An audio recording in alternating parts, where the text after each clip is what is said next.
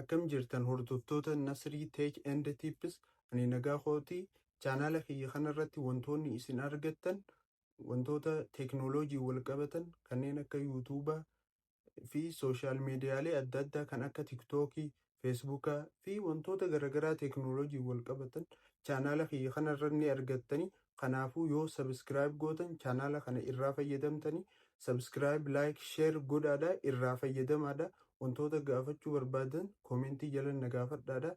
Ani hangan danda'urraa isiniif ibsuuf qophiidha. Kanaafuu chaanaala kiyya kana subscribe, like, share godhaadha. Aniin isin agarsiisu akkaataa haala salphaa ta'een Google akkaawuntii itti banattaniin isin agarsiisa. Jalqaba gara Play Store keenyaa deemna. Play Store keenya xuqna. San booda mataa gubbaa bakka mallattoon piroofaayilaa yookaan bakka mallattoon piroofaayilaa hajoo kana xuqna. Yoo ka duraan qabaat an duraan waan hin qabuufi isin immoo warri hin qabne qaxxituma wanti isin geesse. Xiqqoon eeydanii xiqqoo erga eeydan booda karaa fuula kanaati isin fida. Karaa fuula kanaa hogguu isin fide create account hajoo kana xuqxan. Create account hajoo kana erga xuqxan booda for personal use hajoo kana xuqxani. For personal use hajoo kana erga xuqxan immoo booda maqaa jalqaba irratti maqaa keessan jalqabaa guutan jechuudha.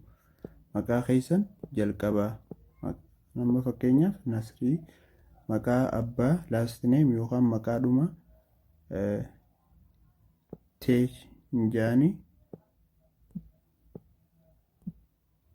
Teeshinjaanii san booda next hajoo tuqa jechuudha. San booda itti aanee wanti nuti guutuu qabnu ji'a keessa itti dhalanne jechuudha. Ji'a dhalanne guunnaa. San booda guyyaa dhaloota keenyaa guunnaa. Guyyaa dhalootaa guunnaa. San booda bara dhalootaa guunnaa jechuudha. Bara dhalootaa guunnaa. Bara dhalootaa guunnaa. Bara dhalootaa kun immoo umrii 18 ol ta'uu qaba jechuudha. Yookaan nuuf hin hojjetu 18 ol ta'uu qaba. San booda saala guunnaa gender hajoo kana mallattoo tanarra erga xuqnee booda nu filachiisa. Yoo dhalaa taate female hajoo kana guuttanii yoo dhiira taate immoo male hajoo kana xuqxan jechuudha. San booda next goone jechuudha. Next erga goone booda yeroo takka takka akka nu filachiisa. Yoo barbaanne immoo kan mataa keenya asii create your own hajoo kana guutuu dandeenya. Amma nuti kanuma haa filannu fakkeenyaaf. Kana filanne san booda next hajoo kana xuqna. San booda paaswordii asii guunna jechuudha. Paaswordii hin daganne kan mataa keenya asitti guutuu qabna jechuudha. Paaswordii mataa keenya. Paaswordii guutuu qabna.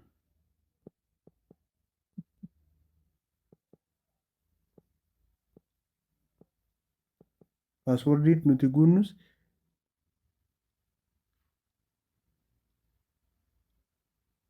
yoo lakkoomsaa fi maqaa wahii qabaate garuu irra filatamaadha. Paaswordii erga guuttan booda next hajoo kana xuqxani. San booda akkanatti karaa kanaa isin dabarsa. Erga isin fide booda ammas next jettaniini ammas akkana gaxooftanii erga gara kanaa isin fide booda I agree hajoo kana xuqxanii. I agree hajoo kana erga xuqxan booda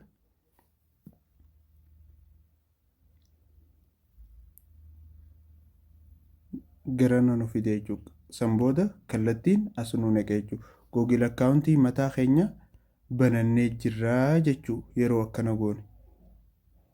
Waan nu dhaggeeffattaniif galatoomaa. YouTube chaanaalii kiyya kana like, share, subscribe godhaa.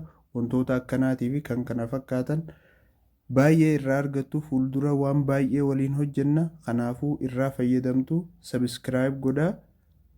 Waan nu hordoftaniif galatoomaa. Waan hanga ammaa nu dhaggeeffattaniif galatoomaa.